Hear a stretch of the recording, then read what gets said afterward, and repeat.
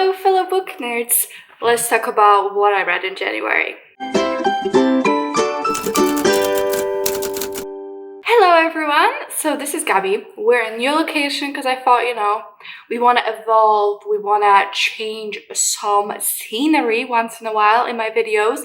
But I am also right next to my window and it is Armageddon outside. It is so windy. If the audio is shut, I'm sorry, but we're doing our best. Let's talk about all the books I read in January. I read 13 books, which, a good way to start off the new year. I'm pretty happy with that. And we're going to talk about all of them. So let's do that. The first couple books I read were for a video. I have read 4 books that I considered 2021 booktube faves for many reasons. Could be because it was so popular, could be because just someone kept talking about it and I kept seeing it everywhere. So first I read A Dowry of Blood by S.T. Gibson. So this book is a kind of horror gothic historical fantasy. So we follow the bride of Dracula as she writes letters to him after his death, and it was really melancholic and beautiful and heartbreaking. Really liked it, especially really enjoyed how it was told from this nostalgic and removed point of view where the main character has had a lot of time to rethink their time together and kind of reflect on that and how that impacted her and other people in her life and what the change had to her. I love stories about immortality. It's just something I really enjoy if it's done well, an aspect that really speaks to me, and this book did it very well. I really enjoyed it. Give it 4.5 stars. These 4 books, I talk about them so much in that vlog, so if you want to learn more of my thoughts, go check that out. Next up, I read A Love Hypothesis by Ali Hazelwood. So this is a contemporary romance novel. We follow a girl who is like a PhD student, I think, and she gets into a fake dating situation with a professor, not her professor, but a professor at the university. I found out since making that video that this was originally a Rey and Kylo Ren fanfiction, which I guess I get. I wouldn't say that it was like super obvious in a way that if you don't like the pairing you won't enjoy the book, because I think it totally stands on its own. Once I learned that information, that was a bit more obvious. But overall, the book was like really good. It was super cute. The romance was well developed, had a lot of angst. It's a single POV, so I don't know if you enjoy that in romance novels. I do like dual POV for romances just because I like knowing all the angst and all the sides. But it still provided a decent amount of angst. It had really good spice level as well. So I really enjoyed it. What did I give it? I gave it 5 stars because I thought, as far as romance goes, that was really good. I guess we can jump into the other romance I read, which was Planet Barbarian by Ruby Dixon. So this is, like I said, a romance novel. Probably everyone knows it. It was very popular in booktube. This one's more erotic, I would say. I did have to Google the difference. And they do say that erotica, everything revolves around sex, or like the development of the characters and the plot is kind of centered around sex. And I would say that this is more smut than it is plot. But in this one, we follow a bunch of women who got kidnapped by aliens and then dropped off on this ice planet, and some other aliens found them and mated with them.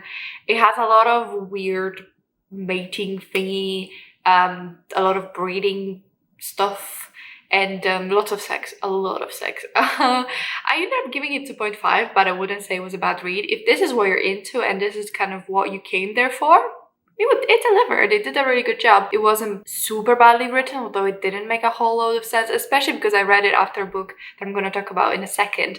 So it just felt like the alien concept, there was a lot there to work out, but they did try to put some lore in, I appreciate that. Last book I read for that video was Project Hail Mary by Andy Weir. So that book is a sci-fi novel, and we follow a man who wakes up on a spaceship doesn't have every memory, doesn't remember what's happened to him, but he finds his crew dead and he's the only survivor, and he does not know why he's on that ship. So it's him trying to figure out why he's in space, what his mission is, and it's awesome. I don't know how else to explain it. I read the audiobook and it was done so well, and I just thought it was done brilliantly. I'm not that big on sci-fi, or I like it, but I just not experimented with it enough to have like my favorite types of sci-fi yet. But I really love this one. I just love the relationships in it. Yeah, it sounds like there won't be relationships, but there are. I love the how detailed it was and how scientific it was, but at the same time very accessible. I didn't really have any problem understanding it, even though I don't know anything about science or maths or that kind of thing. It just walked you through the concepts really well. So I really appreciated that one. Gave it 5 stars, and it's gonna be one of my favorites of the year video because I absolutely adored it. I thought it was done so very well. I have to say, I made my housemate read it, and he did say that it was identical to The Martian.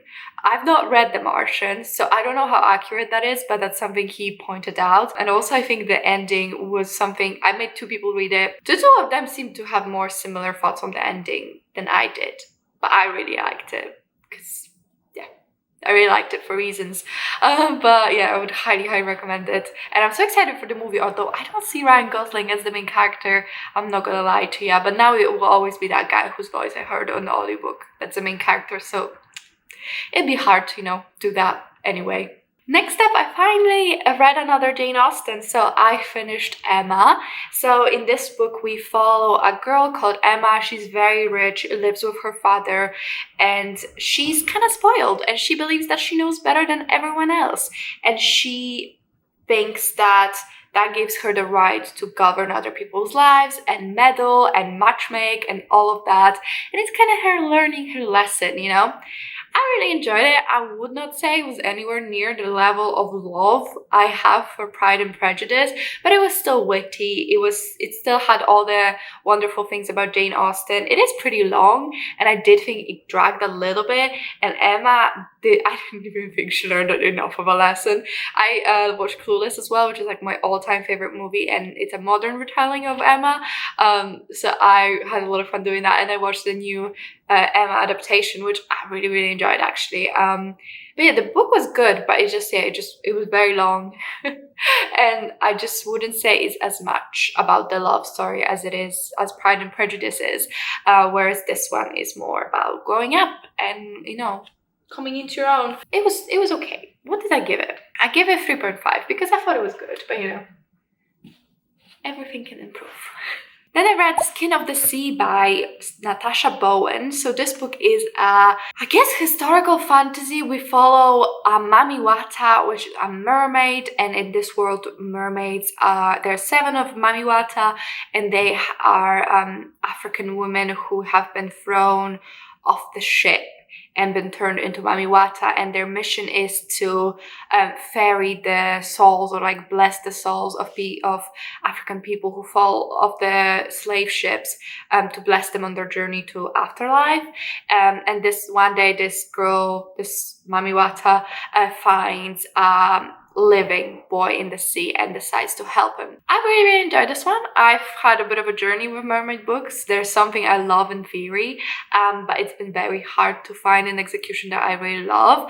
But I did really enjoy this one. I did think it had a lot of interesting conversations because of its setting, and I really liked how it explored the different cultures and the Mami Wata, and it had a very episodic feel to it. I don't know why. It felt a little bit like those older TV shows that are kind of like adventure of the day kind of feel to it, where the protagonist goes and completes a quest in every episode, but there is a big overarching plot as well. And it felt a little bit like that. I don't know what it was. I don't want to say that was disjointed. It just felt a little bit like we met this special creature, we did this ticked off, then we went and did another one, and it just felt a lot like a quest.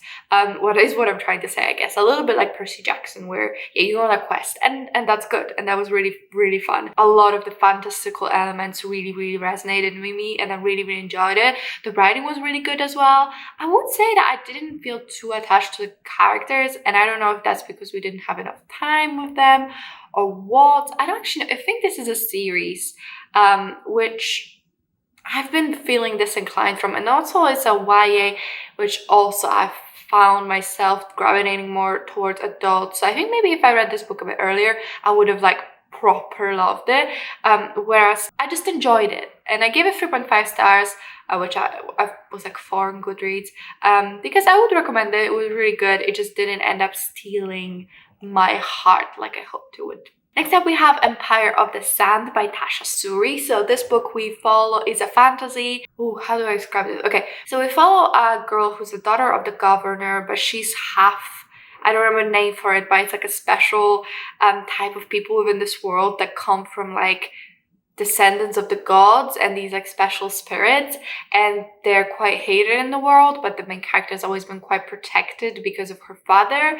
And then we have a situation where she has to enter not even a marriage of convenience, or a little bit. It's like she's been told to marry this man, so she will. But I really love this book. It's kind of hard to talk about. I don't know, because the plot that's kind of like in the synopsis doesn't really kick off till maybe like 30-40% into it, but the author's done a very good job with establishing the characters and the relationships between them. And I have heard this described to me as a romance, which I wouldn't really say it was primarily a romance. There's definitely a romance in it, but it's a journey of the main character like coming into her own and becoming her own person. It's more fantasy first, romance second, if that makes sense. So it's a romance within a fantasy, not fantasy romance, I would say. So I just think coming into it with those right expectations would really benefit you. But I absolutely loved it. There's a duology as well. In the second book, we followed her sister. So it's a companion. They're kind of separate, but kind of connected to each other. I love the richness of the culture. I love the complexity of the fantastical world and the lore and all that. So that was really good, and I gave it 5 stars. So what was that? That's 3 stars already. 3 5-stars in a year, and we're not even done yet. So I've had a good time. Next up, I read These Violent Delights by Micah Nevermere.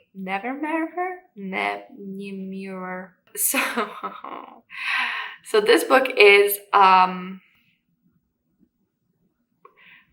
contemporary fiction with sides of a psychological thriller, with sprinkle of dark academia in the beginning. So I read this book because Hannon told me to read this book, and I love you, Hannon, but I have complicated feelings because I will not stop thinking about this book. Like, I will just be in the shower and think about it, and I'll be just walking around and think about it, and I'm just... So we follow 2 boys. It's set in like the 80s or 90s, I'm not sure. One of them is Jewish, and they're gay as well, and it's about their relationship. The thing I hated most about this book was the main character. Now, I've not felt this viscerally angry and disgusted and annoyed and just... since I've read Crime and Punishment by Dostoevsky. When I read that book, I hated the protagonist. And I think this protagonist is so similar. And the thing is, I don't think the book was bad. I think the book is very good, in fact. I think what it did very well. But I hated every second of it. And I am kind of upset that I had to be there for it. I don't mind unlikable characters. I really don't. But this character was unlikable in a way that just grinds on me personally. I hate people like the main character, Paul, and I hate Paul. Paul is just this entitled little prick who blames everyone else for his mistakes. And he is master at playing the victim. And I find him so despicable that reading from her perspective was absolutely exhausting. I didn't want to pick up the book. I didn't even want to think about it. Reading it felt like pulling nails. But at the same time, it was such a fascinating look into the human psyche and this toxic relationship. And who you think is the aggressor and the victim is not who you think it is. And I found that fascinating. And like I said, I find myself thinking about this book a lot. It's just that I hated it viscerally. So I feel very conflicted because it's like I said, I can appreciate what the book was trying to do, while also not enjoying the ride. So I'm sorry, I know a lot of people love this book. If it sounds interesting to you, if you enjoy that kind of morality tale, if the way I describe Paul doesn't bring visceral disgust to you, maybe you enjoy it. Maybe that's just not the type of protagonist that really grates against you. Like, I can totally appreciate that. But I hated it. But I don't think it's bad. So I gave it 2 stars. And I feel bad, but at the same time, I feel bad that I had to go through it. So, I should have DNF'd it. But I'm kind of glad I didn't. Because like I said, it's a type of story that I'll be thinking about for quite some time, and that's a special thing. And I wanted to finish because obviously I want to talk to Hannon about it. She recommended it to me, and like Hannon keep bringing recommendations because like we can't always agree, and that's just how it is. But I really love it, and I love discussing books with you, so bring them on. So next up, I read Saga Compendium 1, and I also read the newest one, which was volume 55. So this is a graphic novel. We follow, I don't want to show you anything because it's usually X-rated. We follow 2 people who come from warring alien races. They have a baby and they have to escape, go on a run and take care of their baby while being haunted. This is 18 plus, very graphic sex scenes, graphic violence, and very disturbing topics being discussed. So I actually had a whole dedicated vlog for this book, and the file corrupted, and fixing it would have taken forever. So I guess I can tell you here what I thought about it. Absolutely wonderful. No, I really loved it. There's a lot of aspects that I loved about this book. I think just the fact that it was such a engaging and diverse story. I really loved perspectives that we got. It was different sexualities, different genders, different races, and very rich world building. I mean, there's just so many different types of aliens in this, and I found it absolutely fascinating. So I do think that this book is just such an interesting take, and if you enjoy sci-fi, this has a lot to offer. It was like the page-turning nature of it. It was wonderful. I just had so much fun reading this book. I felt upset and happy, and the way it made you care about characters is truly unique and singular, because I would be so upset about what these people went through, and a character would die, and we've literally got like 2 chapters with them, and I would have been devastated because they just made you understand who someone is so quickly, and it has a lot of interesting development. They're not scared to kill off characters you love. It was so good. Really good. I don't read too many graphic novels, but I really loved this type of art style. It really resonates with me. There's a gross spider lady, so it'll definitely freak you out.